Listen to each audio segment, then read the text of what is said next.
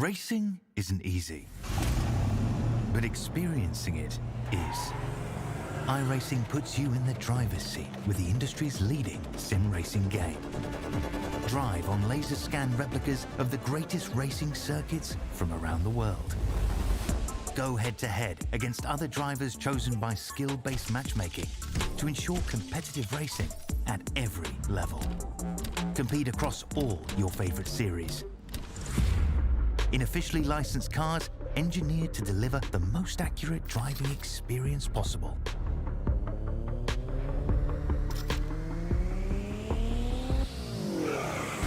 Join a race or host your own with players from across the globe. Race against the computer or in a league with friends. Feel the thrill behind the wheel. Visit iRacing.com.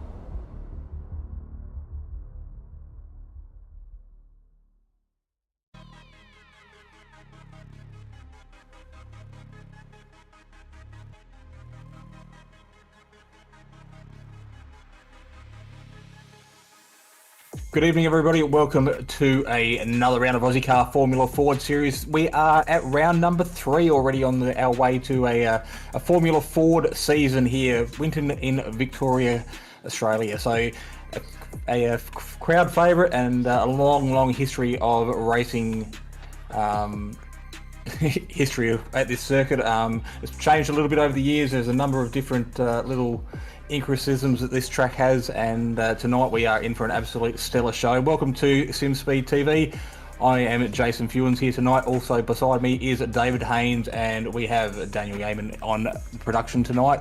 Welcome, David. We should be in for an absolutely stellar evening.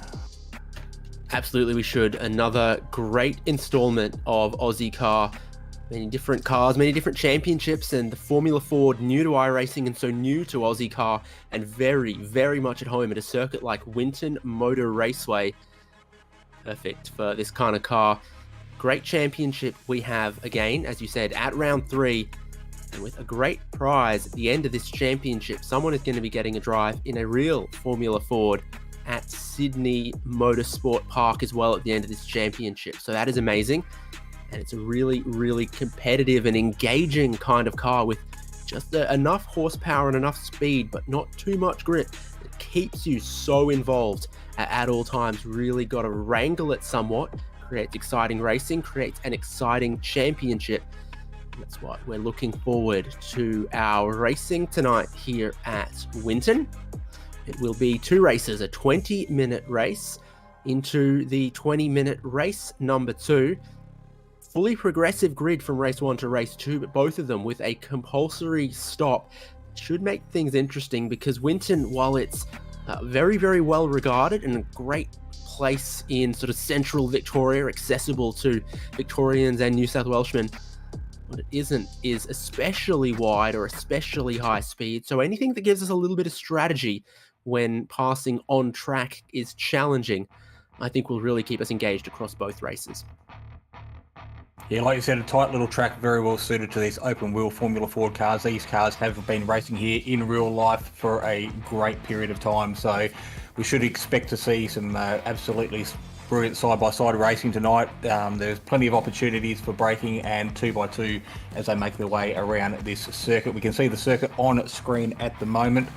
The S's at turn 1 and 2, an absolutely critical part. Get a good run out of there. Make sure you get a clean run. We might see a little bit of contact if a few drivers start putting their elbows out. Then we make our way into turn 3, which is a sequence of right-hand corners 3 through to 4 before a fast-flowing 5th sweeper, before we make our way to the tight and twisty section around the back, around the tree there, which is the circuit's very much renowned for. So another passing opportunity into turn 11 as we complete the lap as well. So plenty of opportunities out there, which should make some really good racing. And a really interesting pit entry as well, which of course we know the drivers are going to have to use once in each race. You kind of get to run a little wide through 11, but then you've got bordering on a little hairpin corner on the entry there of the pit entry. Could be challenging. Of all of the race circuits that are exactly 3 kilometers long, I definitely put this above the Snetterton 300 layout. But yeah, great circuit here at Winton. Qualifying completed, that puts them on the grid for race 1, and then of course we're progressive from finishing order into the grid of race 2. On that pole position for race number 1 though, Stuart Vaughan ahead of John Merritt. The row behind has Ewan Baker, freshly minted Formula 4 champion, and Brodie Shepherd behind that. We are underway though as they all grid up quickly, and it's a very short gridding procedure, and it sees us racing side by side down towards turn number 1 for the lead. John Merritt looking to go around the outside into the chicane of 1 and 2. Don't want to tangle wheels, they're super exposed in this Formula Ford, but Stuart Vaughan holds on to that race lead. John Merritt gets checked up a little bit, and there's Brodie Shepherd looking to go around the outside of Ewan Baker, who almost starts to drop back a little bit. Good start from 1 and 2, still super contested from third on back. You can see our leader having a bit of a blinky bill moment on screen, so hopefully his internet connection stays strong, because he has taken command of this race in the first part of the opening lap. But a bit further back, you can see everybody has almost fallen into single file there already, so a lot of space given on that opening lap. I don't think anybody has called out any incidents at this point, so we're off to a pretty good start here, halfway around lap number 1 of lap 20 already. 23 cars on the grid, all of them took the start, and all of them still underway in the race. A car that is super strong in the slipstreaming and the drafting, but you don't get as many opportunities for overtaking like that here at Winton. So we'll see how the racing all plays out. So you also got to be careful of the grass in places as well, and you see drivers really just using all of the available paved road in places. It was 11, a lock-up from the 09 of Braden Martin, who then runs it a little bit deep. Already drivers opting to get that compulsory pit stop out of the way early if they can, and you see them all diving to pit entry there. As they trip the line, I can tell you it's Tim Harris, Dennis Hancock, and surely there was 1 or 2 others. I see a third, John Snell, coming to the line, so most of the field staying out, but a couple of early birds. Yeah, the split pit strategy has been a little bit hit and miss over the course of the season so far. Some drivers have pitted early and it's worked in their favour, and we've also seen drivers pit at the absolute death knock of the race and also come away with a benefit. So it's really about making sure you're not getting caught up in traffic. We'll just have a look at a bit of a replay here at the moment. One of the cars having a bit of a spin in the background coming out of turn number 2. Yeah, Sheepy, Leon Williams, got a bit too much of that curb, and it is super aggressive on the exit of turn 2 as well. These cars will bottom out if you're not careful, and that happened to him. Brendan Nealon also off the road. He had a bit of contact. This is right now a little further around the lap. We'll get it back onto the racing circuit. Again, we said pretty tight and twisty around places here at Winton. A little bit of an outsized go-kart track in a way, and it sort of tempts drivers into trying to make moves in places that maybe are a bit low percentage. Yeah, I think you'll find as the race goes on, a lot of these drivers are probably going to try and pressure the driver in front to make a mistake, and that's going to be their best opportunity to get a move done. As we have a look at Scott Jordison on screen at the moment, he is under a little bit of pressure from the car behind, but holding his nerve early in the race. We see Braden Martin diving into the pits, Ewan Baker in the background as well. So a couple of big names championship-wise making the call to pit early. Just based on number of characters, James Chastanoff is the biggest name we've got, but he's also very, very well accomplished in Aussie car racing. There's that challenging pit entry we talk about. Scott Jordison might have already been carrying some suspension damage that made it trickier. He's overdone that corner on the pit entry. Brendan Nealon also in, so that's kind of a 50-50 split on the field now of those who stopped, those who haven't. It's quite a hot racetrack out there as well, by the way, which should help the tyre warm-up. 50 degrees Celsius on the track, even though it's only 18 in the air. So clearly, one of those blustery Victorian days, but the sun's still with a lot of bite. This is what happened to Leon Williams. Actually, not too much of the curb, just the rear stepping out. Yeah, the tyres weren't probably quite up to temperature. Just got a little bit excited on that accelerator pedal on the exit of the corner, and it doesn't take much for these things to turn around. So a little bit of tyre contact there on the finish up of the spin, but he manages to keep going, and this is potentially how we saw Brendan Nielsen end off in the weeds as well. A bit of car contact there. So it's definitely, there's some drivers out there at the moment trying to make their presence felt. Yeah, Nealon going down the standings. Make of that what you will. Here's Tim Harris, who's the leading car out on track to have cleared that compulsory pit stop in 14th outright. and almost a full minute behind the leader, Stuart Vaughan, who hasn't stopped. That goes to show how challenging that pit entry is, how tough the tyre warm-up is, and how slow the pit lane speed limit here is. That Tim Harris is almost a whole lap down to the race leader, having made his pit stop, and you can see everyone behind him has also already pitted. Sean Doyle in the lane. This is that outright leader. Maybe we're starting to catch a little bit of traffic, but also feeling a lot of heat and a lot of pressure from John Merritt and Ewan Baker at the moment. Yeah, John Merritt with the fastest lap out on circuit at the moment, so he is applying as much pressure as he can to Stuart Vaughan. So Stuart was a race winner or a round winner here just a fortnight ago, 2 races ago.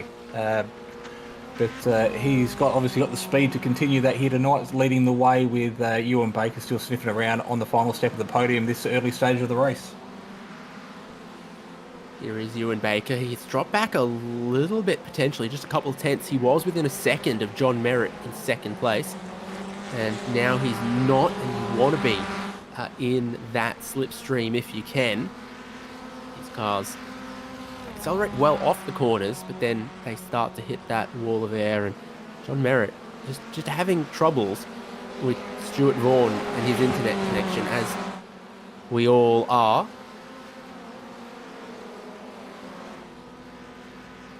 More cars pitting. Robbie Bradbury here. Yeah, making his way into the pits, getting his compulsory stop done relatively early in the race, so he may have been getting held up in a little bit of traffic and has decided to get out of that sequence and hopefully find himself a clear bit of track. But Tim Harris on screen, still making his way forward. He's made another position through the pit stop sequence, so he's got clear track in front of him. He's just got to focus on what's happening in front of him, not worry about what's happening behind, and keep putting in those quick lap times. Yeah, exactly. Still that sort of 1 minute-ish back from Stuart Vaughan. So he's doing the same pace as those leaders right now, which could make this undercut work if he was a little slower than them in this phase of the race. Then obviously the overcut would be giving good benefit. But you can tell they're both now doing sort of mid 125s as far as this race pace goes. So it could come to Timothy Harris and Braden Martin, the driver behind him on track, if your top 3 start to battle, and if their outlap on the cold tyres is a little challenging. And of course, being a short 3 kilometre circuit, there is the opportunity for some of these lap cars to potentially hinder some of the leaders. So pit strategy when you do pit is going to be pretty critical, and we'll see that unfold as we get closer towards the end of the race. But a couple of cars at the moment, they're just spaced out a little bit, just enough to carry a little bit of draft. We look back from Braden Martin towards Dennis Hancock now. So Dennis is that half a second behind, so he's well and truly getting the toe benefit from Braden, who's punching that hole in the air.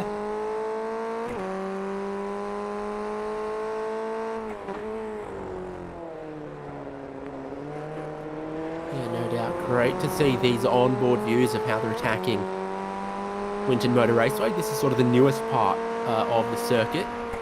It's not super duper new, but an extension to the track length, an extension to the pit buildings that really brought this up to sort of a national standard raceway at Winton. And I got to take it back. Snetterton 300, by the way, is called 300 because it's 3 miles, not 3 kilometers. So they love to.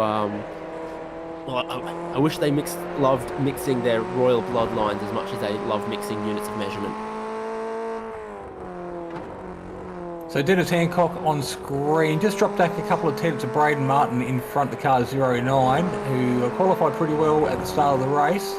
Just putting a little bit of a gap, putting the pressure on Dennis. We'll see whether he can respond by putting in a lap here. It looks like someone off on the right hand side. We've just got to be careful there about this re-entry. It's a locked on car that's just gone a lap down, so I think that might have been Timmy Harris who was leading that group. It was our lead car that had already pitted, so I think that that title now goes on to Braden Martin. So a little bit of time lost there, probably about 8 or 10 seconds. So he's certainly not doing himself any favours there. Just getting a little bit wide after hitting the curb on the inside, and then it's a long, long way to find your way back to the circuit. Yeah, it's super costly for Tim Harris in the end then. Makes suits this strategy of going long from Vaughan, Merritt and Baker a little bit better. Their overcut on this pit strategy does look a lot stronger now that the key person going for the undercut on them has had a mistake. Puts Braden Martin up into this coveted position, but he's 1:05 seconds back from the leaders, not the 1 minute that Tim Harris was before that error.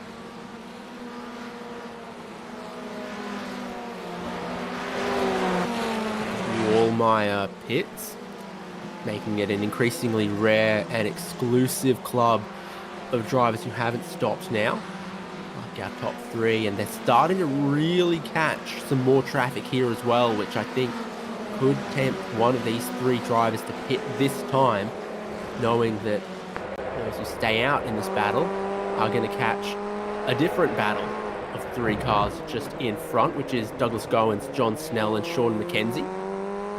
Yeah, being so short, tight and twisty, there really is not a particularly good spot to catch lap traffic here. So, like we mentioned earlier, pit stop strategy is going to be critical, and I would expect to see Stewart dive into the pits, and with good fortune, John Merritt, Ewan Baker just might follow him. But then again, they've got their own pit strategies in mind. If they feel they've got the speed to get around this lap traffic, they just might get the benefits from staying out a couple of laps longer. Vaughan catching the traffic right now. John Merritt also going through pit entry on the outside here, and the race leader goes for it. John Merritt follows him, and Baker, no, he didn't. He stays out, inherits the race lead, but also inherits a good look at a lot of traffic. The Hume Highway can be like that.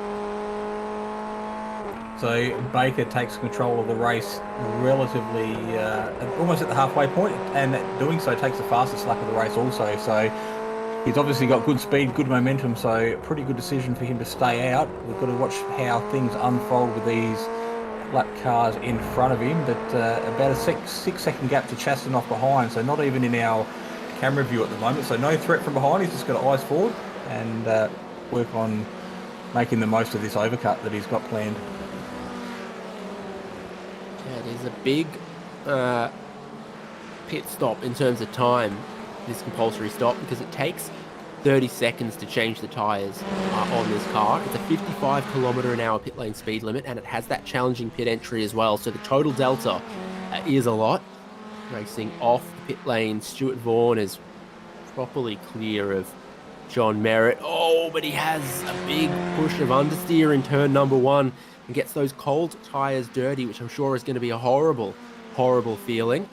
But he does have still 2 seconds in hand after a significantly quicker stop. And we saw this at round one at Phillip Island, I think it was, didn't we? That there can be quite a difference between a good stop and a slightly slow stop, just in terms of a roll of the dice in this car. Yeah, it's pretty critical that you get a good run through here, and I said that 2.5 seconds that Merritt lost, particularly during the pit stop, is very, very hard to gain back on track. So we see another one of the Pulse cars that dive into the pits as well, Tony Baker. So he is opting for his compulsory pit stop, get that out of the way so he can get back out and racing towards the checkered flag. So Tony Baker pits, but Ewan Baker doesn't. He hasn't been doing too badly with this traffic. Last lap at 25 flat, but you can see just in this next sector in front of him how many cars there are. They're just all there, and that's why this shorter lap of Winton, drivers might want to pit a little earlier to keep out of traffic. Baker now at a minimum going 2 laps longer than those that he was racing with before they opted to pit. Yeah, so you can see by the timing screen on our left-hand side is one of the locked-on cars. I think it might have been off on the grass on the exit of turn 9 there, but the gap back from Baker to what was our race leader, Stuart Vaughan, just on 50 seconds there. So we were talking a little bit earlier about the 1 minute gap between the locked-on car of Tim Harris and the leaders. Well, according to our calculations, Stuart Vaughan, that gap to the leader now is only 50 seconds. So we'll see how things pan out. Ewan Baker going for another lap of the circuit, so he's got no intention of stopping anytime soon. Didn't get exactly the line he wanted through turn 1, but he did get by, and he's still doing sort of 25 flats. Shepherd stops. It's Peter Wilkinson yet to stop. Adrian Duke, James Chasnoff, Ewan Baker, just the 4 cars left that haven't stopped. And well, I wonder if we're not headed for the 13 laps before we get to the 20 minutes on this one. So I think there's a little less racing than maybe the stopwatch indicates. We'll see, but this is definitely looking like pit as late as possible from Ewan Baker, and he's got 54 seconds to Stuart Vaughan as I count the timing right now. We'll see what direction that goes. So Baker diving into the pits, as you can see on his screen at the moment. Make sure he takes that compulsory pit stop entry with ease. We've seen a couple of cars come unstuck there. Adrian Duke still out on track. It'll be interesting to see whether he dives into the pits, because it's basically leaving himself and Peter Wilkinson out there on track as the only cars that have not.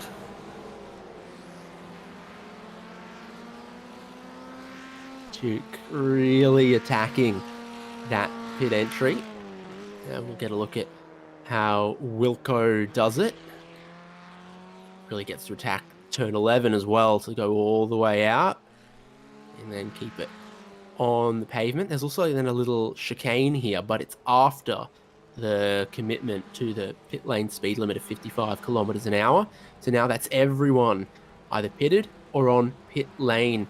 Stuart Vaughan is now coming out of the final corner. I dare say this is looking pretty good for him. Ewan Baker is rolling from the end of the pit lane, but Vaughan will have the warmer tyres and the momentum, and it could be close. Baker's going to have the track position, but be a real deer in headlights for these final couple laps. He's under an immense amount of pressure right now.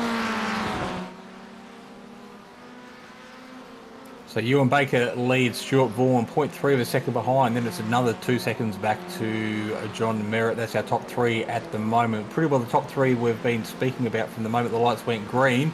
You can see Stuart Vaughan on screen. He has a sniff of the Ewan Baker car in front of him. He's tucked underneath the what would be the rear wing if these cars had more downforce and more cosmetics on them. Big dive under brakes, and looks like he gets the job done. The difference in that is warm tyres.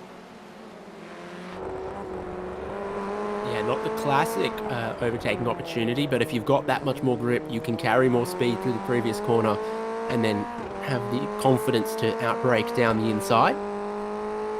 So Baker back in a second. John Merritt in third, could be next to have a go if he does have that much more grip, and they're going to get the white flag this time, which I think we'll see the laps elapse before the time does.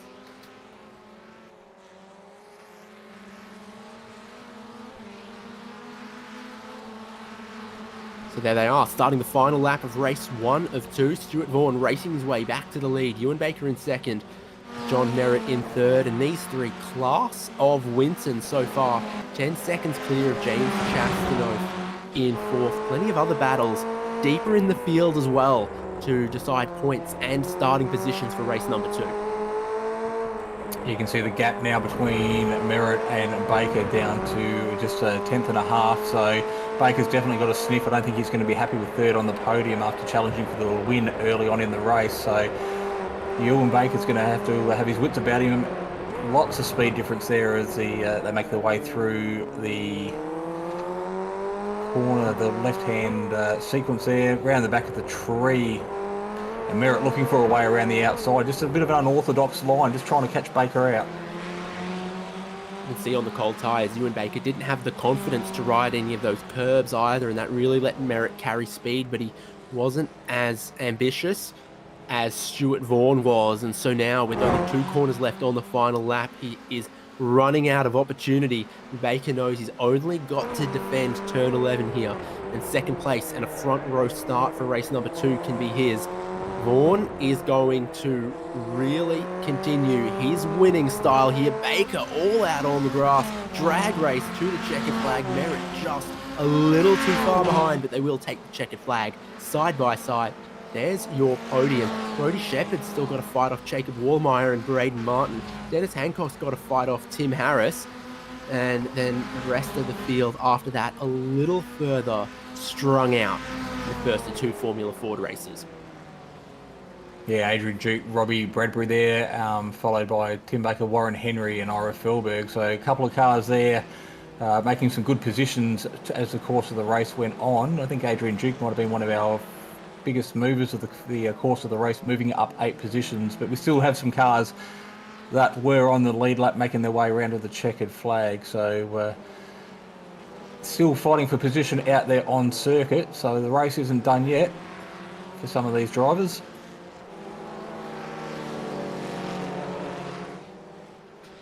Well, I thought that was quite interesting as far as the early stoppers versus late stoppers went, and we were kind of robbed of seeing what could be done by Tim Harris, for example, who only ended up finishing 9th. Vaughan, Baker and Merritt came away with the podium, and you see the gap between those three and the rest of the field, at least in race 1. Chastano, Shepherd, Wallmeyer, Martin, Hancock, Tim Harris and Adrian Duke as the top 10. And then behind that came Robbie Bradbury, Tony Baker, Warren Henry, Ira Felberg, Douglas Goins, Sean McKenzie, Peter Wilkinson, John Snell, Darren Shannon, Leon Williams, and Brandon Nealon, Scott Jordison and Sean Doyle. 5 minutes till race 2 gets underway. We'll take a tiny break here on Simspeed TV, and when we come back, we'll be ready with the grid and 20 minutes of Formula Ford racing for the feature at Winton Motor Raceway. For Ozicar Formula Ford, of course, thanks go to No Social Hate campaign, Sim Racing Leagues, Locked On Lads, and Prestige Trophy Badge and Engraving, supporting the series, supporting the broadcast. Stay with us, another 13 lapper coming up after this.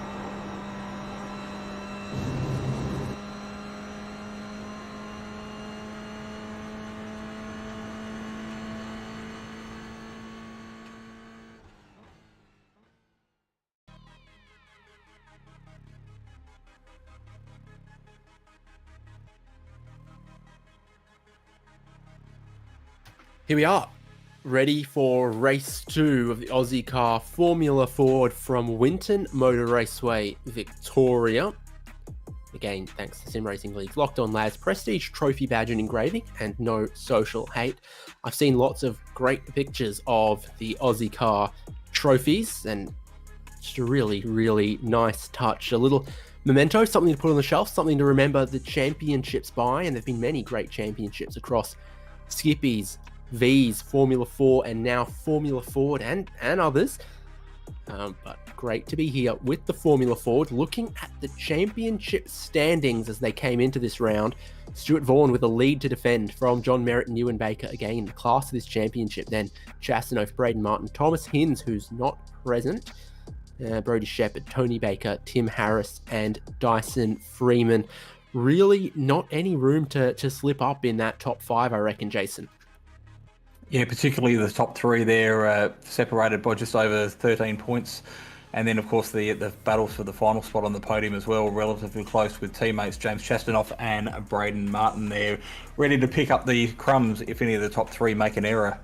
And we have seen that in the past here in Ozicar, where we'll have a driver just make a lapse of judgment, and then there's obviously a heap of cars ready to pounce on the opportunity. So after round 2, and still a long way to go in this season, I'm not game enough to put a forecast on how things are going to turn out, but at the moment Stuart Vaughan is definitely the man to beat. He's setting the pace and putting the challenge out there for everyone to catch him. The only forecast I've got is that it's going to be hot on track again, still sort of 19 Celsius in the air, 48 on track. So what does that mean as far as the tyre strategies go? I think we got a bit of a feel for it in that first race, is that you want to stay out as long as you can if you don't get involved in traffic. But that happens so easily here with the pit stop loss of a minute, around a minute 25 lap. Tail of your field only need to be 25 seconds behind the leader, take their pit stop, and then suddenly they're right up in your grill, potentially causing some dramas. So ready to grid up for race number 2, which is just a progressive grid from race number 1 with Vaughan, Baker, Merritt, Chastanoff, Shepherd, and Wallmeyer as the top 6. And they grid up quick. They drop the green flag quickly. Vaughan gets away well again. Someone doesn't get away at all. And then the predictable happens. The rest of the field plow into the back there. And the damaged cars are Scott Jordison, Sean Doyle, Leon Williams. Triple 4 is on went nowhere. And that's Jacob Wallmeyer on cold tyres on the race start. Braden Martin has looped himself around on the exit of turn 2. So chaos for a lot of our runners in race number 1 off the race start. Yeah, it's an absolute reverse of what we saw in race number 1, where everyone got away quite cleanly, and that has really split up the field here. So I would expect to see a lot of these drivers that got caught up into that dive into the pits early, get their compulsory pit stop out of the way, and then they can just focus on making a clean run to the checkered flag. But at the moment, it is our race leader Stuart Vaughan leading the way from second place starter Ewan Baker, John Merritt there sitting in 3rd, with James Chastanoff and Brodie Shepherd rounding out your top 5. They're halfway around the first lap now. I reckon we may have potentially lost a couple of drivers out of that incident as well, with a little bit of damage. So it's be interesting to see who dives into the pits and not come back out. Yeah, Jacob Wallmeyer, Ira Felberg, Sean McKenzie, all of them there on pit lane off of that race start. No change inside of the top 5, though, with that group that we saw. Just as I say that, there is a little bit now as Baker goes to pit in the kind of reverse of his strategy from before, and lots of drivers follow him in as well. But Tim Harris made a lot of gains on that opening lap. He gained 3 spots or so, and he stays out, so he's going long. And Scott Jordison, it's not a replay of race 1, is it? On the pit entry there, really challenging on those cold tyres, and it is busy on pit lane with just 8 drivers not there right now. Yeah, it's Scott Jordison there coming unstuck on the pit entry again, so there's a lot to gain on the pit entry, but there's also a lot to lose. But meanwhile, back out on track, we are looking at Brendan Nealon at the moment. He is in the red and yellow Pulse livery, which stands out on track, tucked in behind, I reckon that might be Tim Harris, as they make their way around through turn 5 into rollover corner before they make their way back through the sequence of change of directions.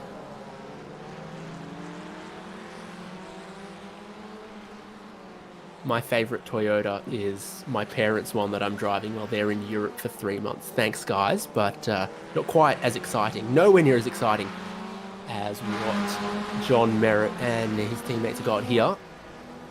And in that battle, this is the race lead though, and Stuart Vaughan has had a little bit of a go at his internet connection and some of his other things since race 1, and it looks a lot better, touching wood right now.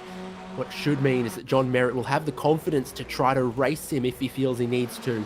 Maybe Shepherd hits, and look at that, the line through the chicane from Merritt to try to maximise the exit speed rather than the entry speed, to get close enough just to worry the race leader into turn 3, where overtaking can happen, especially if you've got the pressure on the guy in front, but they just overcook the first chicane a little bit. Yeah, so John Merritt at the moment carrying the fastest lap of the race. He did this early in race number 1 as well, so using the benefit of the slipstream of Stuart Vaughan when he is on track to his advantage, but at the moment he's sitting pretty comfortably in P2. I don't know whether he really wants to make a move for position here, other than the fact that the race leader is blinking quite severely at the moment, so that can be quite off-putting because you just don't know where they're going to reappear. But at the moment, 1-2 on screen with James Chastanoff sitting in P3. He's almost 2 seconds behind the leader. Then it's another 3-second gap back to Timmy Harris. So the front guys just spread out a little bit at the moment. With so many drivers pitting early, there's actually going to be a world of traffic for our leaders much earlier in this race too than we saw in race 1. So we'll see if that forces the hand on any of them in that group of drivers that haven't stopped, like Harris and Duke and Vaughan and Merritt that you see in the race lead. It's Ewan Baker as the lead car to have stopped. He's quite a bit closer to the race lead than I think we saw Tim Harris be in race number 1 as well. So if got clean air and Baker can press on, might be able to affect that undercut this time around on Vaughan and Merritt that are obviously fighting, and Vaughan gets a little out of shape through the left-hander. Doyle gets well out of shape in the hairpin just in front of them. That puts him a lot closer to going a lap down and maybe causing a headache as traffic for the race leaders. It's not the fault of any of the drivers who opted to stop early. Their prerogative. It's on the race leaders to look up the road, look at the traffic and go, which is best for me? Staying out or pitting to get rid of this.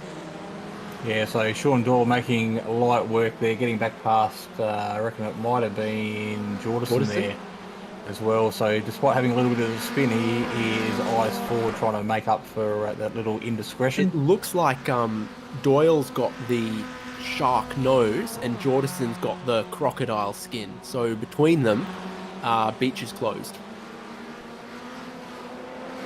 So Scotty Jordison, last car on the lead lap, who did see him pit as well already, so he doesn't need to necessarily worry about too much with the leaders coming behind, because they are going to have to pit, of course, at some stage throughout the course of the race, whether it be early or late. We'll find out soon enough, I guess, but at the moment, Stuart Vaughan still out in the lead. 0.2 of a second ahead of John Merritt, still the driver with the fastest lap out on circuit. They are actually pulling away from the third place car of James Chastanoff at the moment, so despite the fact they're in a little ding-dong battle, they're just giving themselves a little bit more breathing room from the car behind. Different lines in a couple of places, like the double apex left-hander. Vaughan's not taking the first apex, but he is taking the second. Merritt is making it a double apex, and then always through this section of corners, it's about, do you just hug the tight line against the apex through the 3 hairpins, or do you really try to use the width of the track? And here's Merritt looking around for a chance to maybe outbrake. He was taking maybe the more flowing lines, carrying more speed out of the hairpins underneath the tree. Now he's having a look at turn number 11 as well. Yeah, just moving around in the mirrors of Stuart Vaughan there, so making sure that Stuart knows he's there and he's sniffing around for an opportunity, just trying to pressure Vaughan into a bit of a mistake. But Vaughan, being a seasoned veteran here in Aussie cars, I'm sure he knows how to lead here, eyes forward, and not necessarily drive in his mirrors, because that is a surefire way to slow down your lap times and send yourself backwards. Merritt's in with a sniff here again. Different lines through the chicane, looking to outbrake in towards turn number 3. Vaughan's got to respect it but Merritt wasn't close enough to make the maneuver stick. This is the kind of thing, though, that starts costing them time and will be a delight to James Chastanoff in third and Ewan Baker, who's already made his pit stop. These are the different lines again, and this time maybe Vaughan gets out too wide. Where does he go? Where does he come back? And Merritt probably not too happy with that. A little more traffic for them again. And Merritt's able to take the wide entry, flow the apex speed through this complex of the corners. Probably how you think you'd approach the corner in a more grippy, lower horsepower car. Maintaining the momentum, pretty important in a Formula Ford. Yeah, it's all about carrying that big corner speed and getting a good run on the exit. It's the old adage, slow in, fast out, probably pretty important here in these cars. But we look on screen, that is third place car of James Chastanoff, but the lead battle up front at the moment between Vaughan and Merritt is where all the action is. Coming up on some lap traffic here again, that is Jordison, just doing his best to get out of the way, doing a pretty good job there. What do you do in this situation if you Merritt? Vaughan forced to be defensive again, hobbles a bit of the curb in 1 and 2, and Merritt's back with a chance. He looked to overtake in 3, not as close as he maybe was a couple of the previous times. A 25.7 lap time from our race leader on that one. 7/10 slower than Chastanoff in third. Meanwhile, Ewan Baker has not quite the fastest lap of the race, but he was fastest on the last lap with a 24.8, so almost fully a second quicker than what first and second place are doing here. As you see Vaughan being a little defensive again, all of this sort of plays into the hands of Ewan Baker, who stopped on the start of the pit window. Yeah, on the exit of lap 1, he was the first car to dive into the pits and take that opportunity. So he crosses the line to complete another lap. And Even quicker. Yeah, even going quicker again. So he's feeling pretty comfortable, got those tyres working very well out there at the moment. And more importantly, he's got some clear track in front of him. So he has got no traffic issues to worry about at the moment. While meanwhile, the leaders are still battling over, a tenth of a second here and there. And effectively, it's costing him more in the long run. And if they do exit the pits absolutely neck and neck, we saw the advantage of the warm tyres versus the car on its outlap, looking a little bit like Bambi on ice potentially. So that is another thing that could play to the advantage of Ewan Baker, that he's changed those tyres, got the new set, they're warm, he's got no traffic and he's hot lapping right now, as you saw, taking the fastest lap of the race last time. So really eating into this lead of Vaughan and Merritt. And 35-second stop from Baker. We've seen that as quick as 31 is possible, but most of them end up around 33, 34, 35 seconds for the 4-tyre change on the Formula Ford, which is not engineered like an F1 car to enable it to be super quick tyre changes. So close between our leaders, and they are now bearing down on a little more traffic. Lap 8 of 13, and lap 11 is the latest they can pit if they opt to stay out late. Yeah, Stuart Vaughan's obviously got a pretty good pit crew, because over the course of the last couple of rounds we've seen his pit stops absolutely on point. So he's got them trained up pretty well. So it'll be interesting to see whether Ewan Baker's slightly longer pit stop early in the race is just enough to keep his nose in front. But this lap traffic in front at the moment doing these two drivers no harm as they make their way around the outside to complete another lap. That's about the best regional service you could get there, lapping into turn 1. Vaughan and Merritt get past no troubles, and you can see it's no troubles because Vaughan sets the fastest lap of the race on that lap. So absolutely unhindered by that manoeuvre. Gotta ring your mother and let her know if you're staying out late.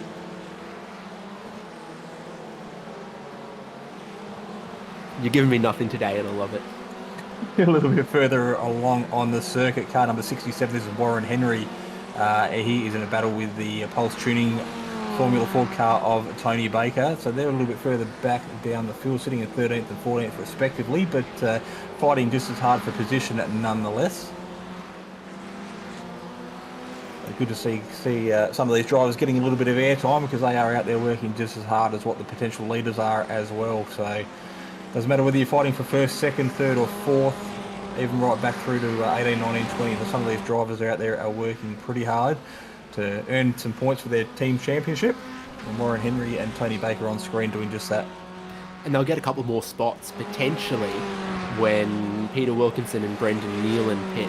They're right in that sort of battle, a bit under 50 seconds behind these drivers, so it'll be pretty neck and neck once they have to pit, either this lap or the next lap, from our understanding of the compulsory pit stop window. So it'll all shake out shortly, and we'll get some very, very exciting final couple of laps. John Snell versus Sean Doyle side by side in a place you don't expect to see it, and you don't expect to see the driver going around the outside win. Sean Doyle pulls it off. Yeah, Doyle doing a pretty good move there on the outside. That's not easy to do, and it shows a lot of confidence in the car and the drivers around him. So after a little bit of an indiscretion earlier in this race, Sean Doyle looks like he's the man on the move at the moment. We focus on Adrian Duke as well. He's sitting in P9 at the moment, so he's about a good second clear of Robbie Bradbury, followed by Dennis Hancock. That's 9, 10, and 11 on circuit at the moment.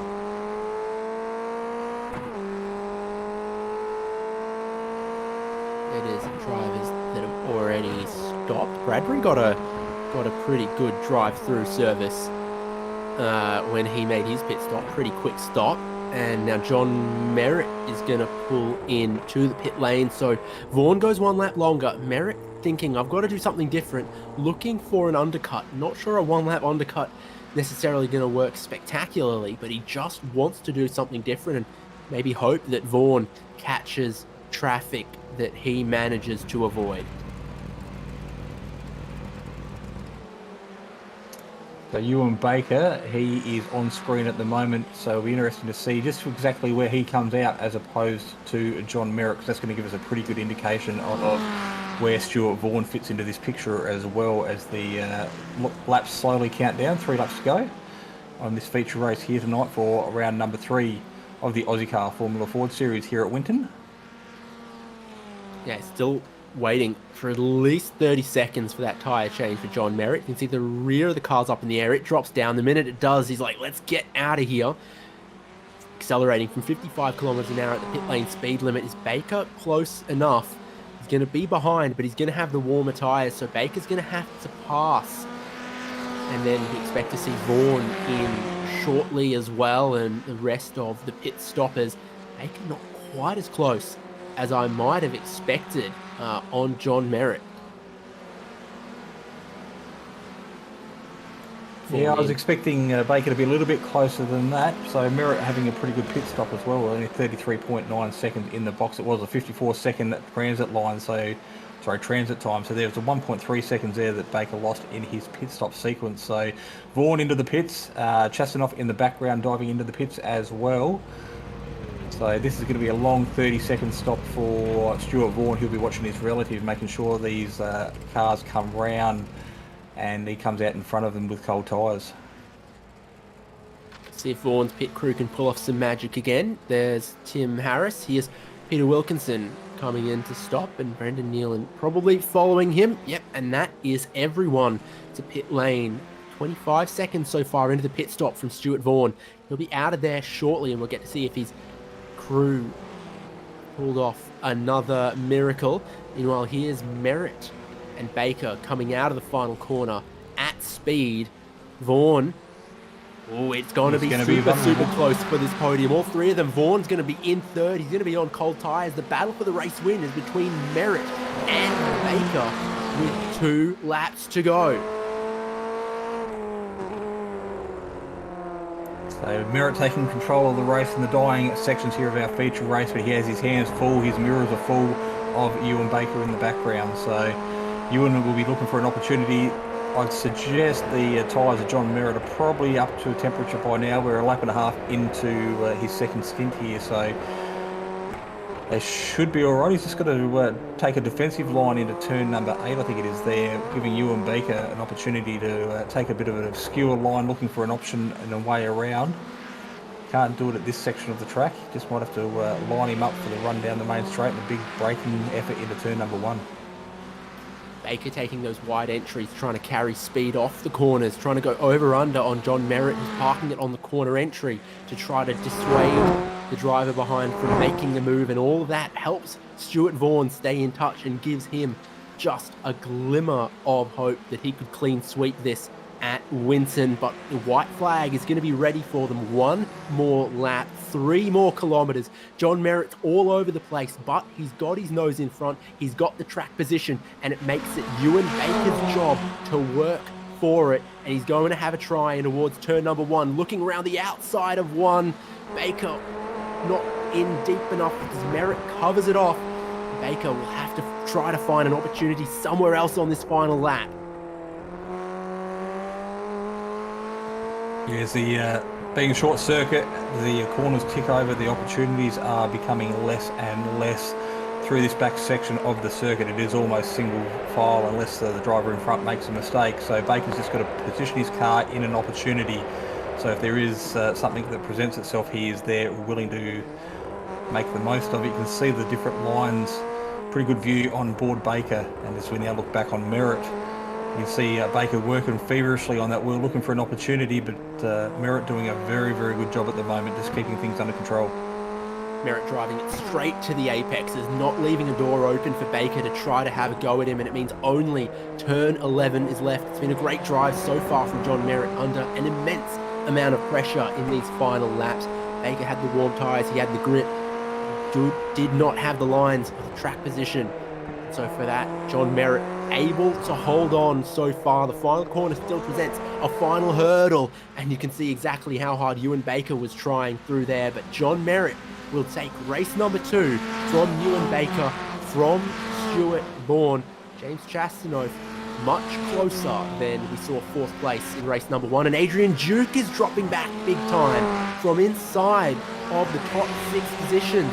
Going to elevate Tim Harris, Robbie Bradbury, etc. You can see even Warren Henry there gets past Adrian Duke, and Tony Baker wants to get some before the line. He won't. Duke in 11th at the end of this one.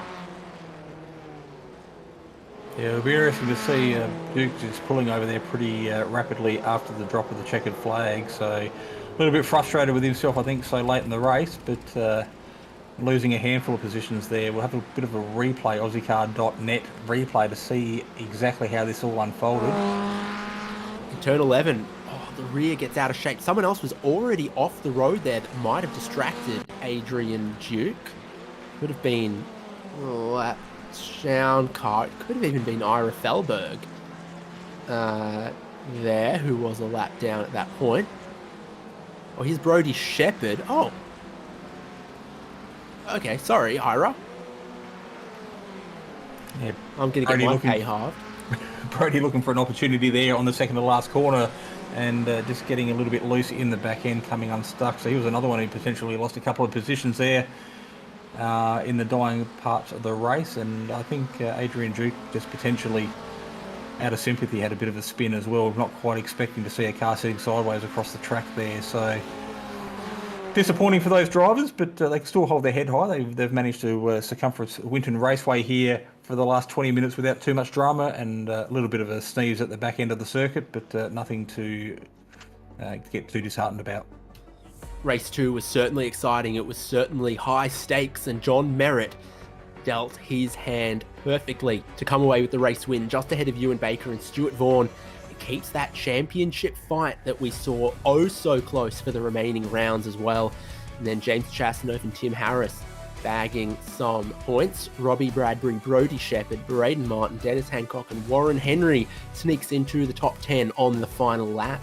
Behind them, Adrian Duke, a little spin, ends up in 11th, just ahead of Tony Baker, then Sean Doyle, John Snell, Douglas Gowans, Peter Wilkinson, Brendan Neeland, Leon Williams, Scott Jordison and Darren Shannon. Ira Felberg, Jacob Wallmeyer and Sean McKenzie retired it after he was one of the drivers who went into the back of Wallmeyer that opening lap when Jacob Wallmeyer stalled the car from the standing start on the grid. Well, action-packed round 3 all the way from Winton Raceway is exactly everything we expected Formula Ford Ozicar to be, and they certainly put on a show for us tonight. So right down to the death knock, there was battles in both race 1 and 2, and some good points hauls as far as championship positions go for our top 3 place getters. But the funny thing is, Merritt got a third and a first, Baker got a second and a second, Vaughan got a first and a third. They all come away from this round with the same average finishing position, and the points gaps should probably stay pretty much the same. What a ripping championship we're heading into, and we get the delight of speaking to all 3 of them now post-race as well. Jason, I'll let you take your pick. Well, I think I'm going to start by dragging Stewie Vaughan into the commentary box as our third place getter in our feature race here tonight. Stuart, welcome back to Simspeed TV. That was an action-packed couple of races from the moment the lights went green. Yeah, it was pretty hard. Tell you what, John's got some pace, and just those little straights just keeping him within a tenth or so of the draft. So, yeah, it was pretty tough, actually. So from the moment the lights went green in race number 1, you took control and seemed to have things pretty well within your grasp. From our perspective, there was a few internet issues that were happening. Were you experiencing anything on track?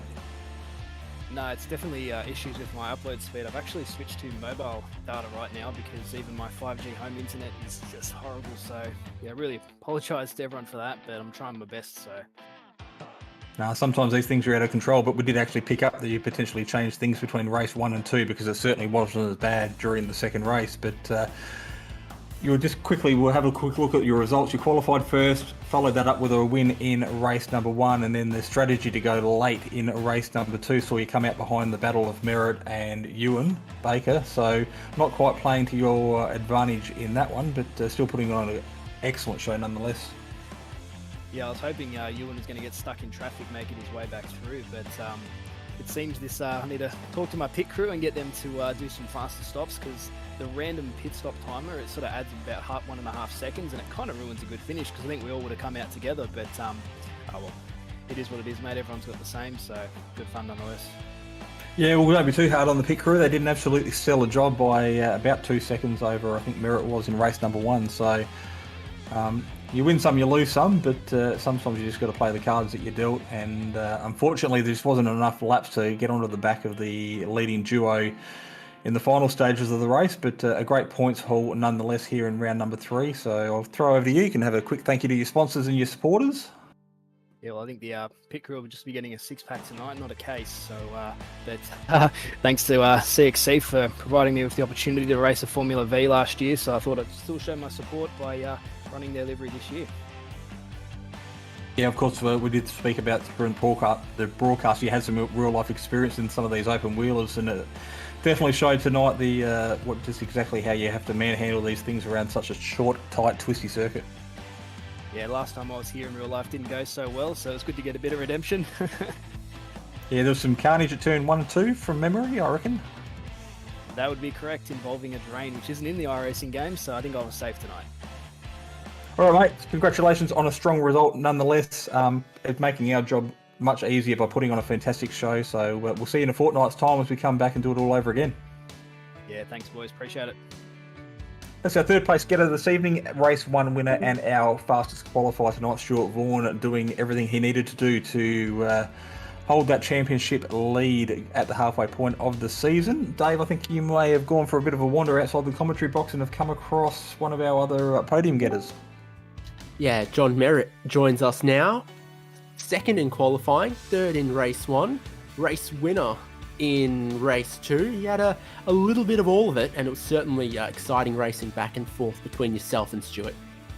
Yeah, David, it was. I was having a ball in both battles, and both races played out. That sort of the variable, the pit stop, sort of ruined the end battle. But that's the way the cookie crumbles. Absolutely. How'd you find then this car at Winton? Track temps were pretty warm for both races, but as far as Victorian racing goes, I don't think you could find two further removed ends of the spectrum than Phillip Island and Winton. Here, at Winton, all about track position. At Phillip Island, you could almost come from 4th and win on the final lap. Yeah, exactly. They've both got their strengths. The technical factor of Winton's fun. I actually forgot we were racing tonight, so I made it into the server with about 3 minutes and hadn't done any practice, so it was a bit of a challenge. But I think the island's great for that drafting and probably for the spectacle and broadcast. And I enjoy, Okayama. I enjoyed Winton, the sort of more technical tracks probably. Not to say Phillip Island's not, but you can sort of get a different result in the last couple of laps. Now, a race win is nice, but a championship is a little bit sweeter. We saw it's very, very close between yourself, Ewan Baker, and Stuart Vaughan before this round. You all go and get an average finish of 2nd at this round. So, I mean, didn't need to shuffle those cards too much. It's still on, and no one can afford a misstep between now and the end. No, it's going to be a healthy battle, so hopefully we can all make the rest of the rounds. And I just spoke to Ira. He said it was double points for race 2 tonight, so I'm comfy. Okay. No. You must have taken the remaining case that Vaughan's robbed of his pit crew and slid it to Ira on that one. But very well done across qualifying both of the races, and I'm sure you've got some people to thank. Yeah, just thanks to Pulse Tuning. Unfortunately, Glenn Cito Riddell couldn't make it tonight, and Achuka Toyota and all the boys in Discord. Good night. Thanks. Beauty, David. we'll catch you around. Appreciate it. Cheers. And Jason, we've got one more driver from our podium, and you'll get him eventually. Yeah, I've gone for a bit of a wander, got the microphone in hand, and I have found Ewan Baker out the back of his pit bay at the moment, just coming to terms with another stellar performance out on track. He's on screen at the moment, seeing some of the action he provided us here tonight, but big deep breath after 2 action-packed races, Ewan. Oh yeah, certainly hot heavy work. This track is all action and no rest. It's good fun though. Fourth second place in a row I think now for me in this series. So yeah, Stuart and John, they're really bringing it. They've got a hell of a lot of pace, and it's a big effort just to try and keep up with them. Yeah, we've seen in the past that the Ozicar Championship has come down to consistency, so you're doing everything you need to do to keep yourself in the hunt for to be there at the end of the 6-week or 6-round series. But tonight it was action-packed from the moment. The second race I want to talk about, though, you took a leaf out of Timmy Harris's book from race number 1, dove into the pits really early, and then just put your head down and focused on putting in some good clean lap times. Yeah, well, the thing I really struggle with in this car I found is cold tyre pace. It takes me at least a good 3-4 laps to sort of catch up. And even relative to the likes of John and Stuart, like my pace is not quite as sharp on the cold tyres.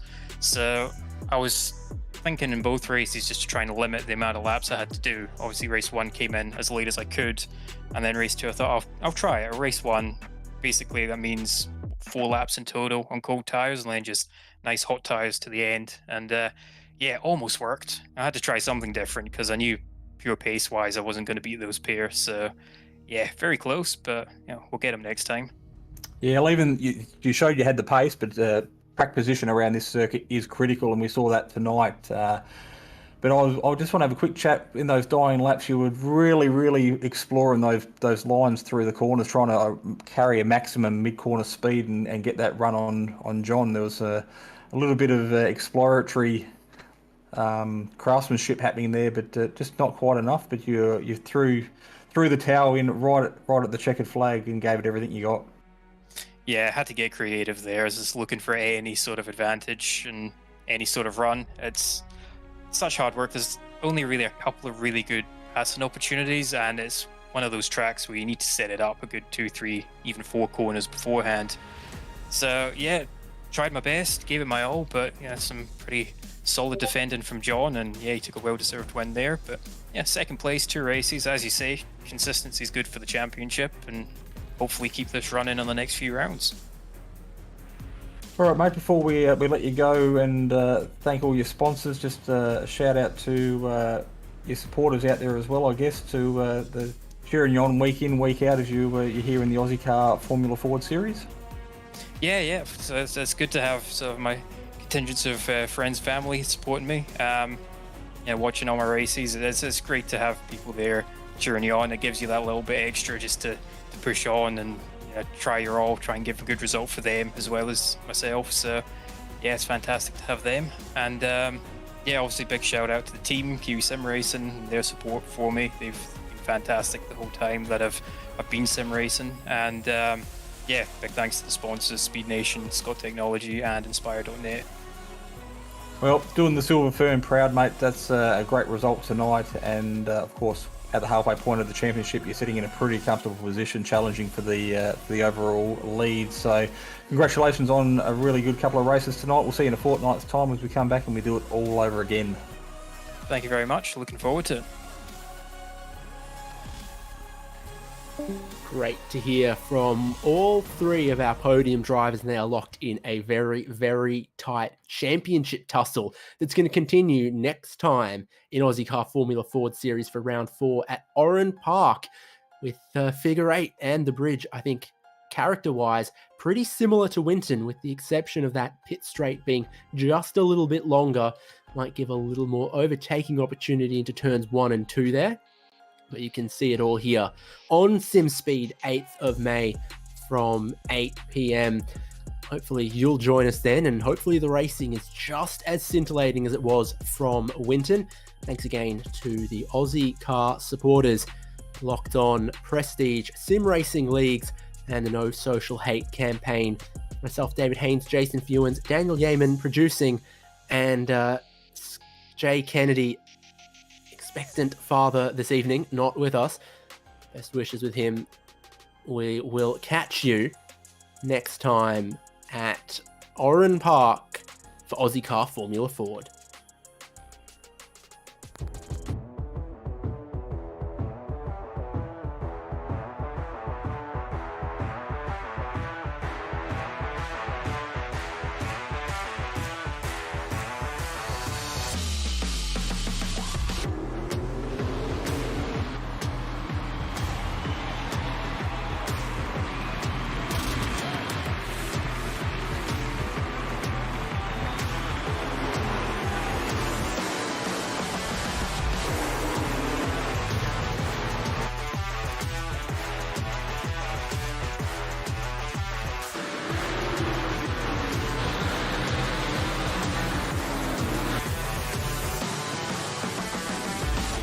World of Outlaws Dirt Racing is available now. Download your copy today.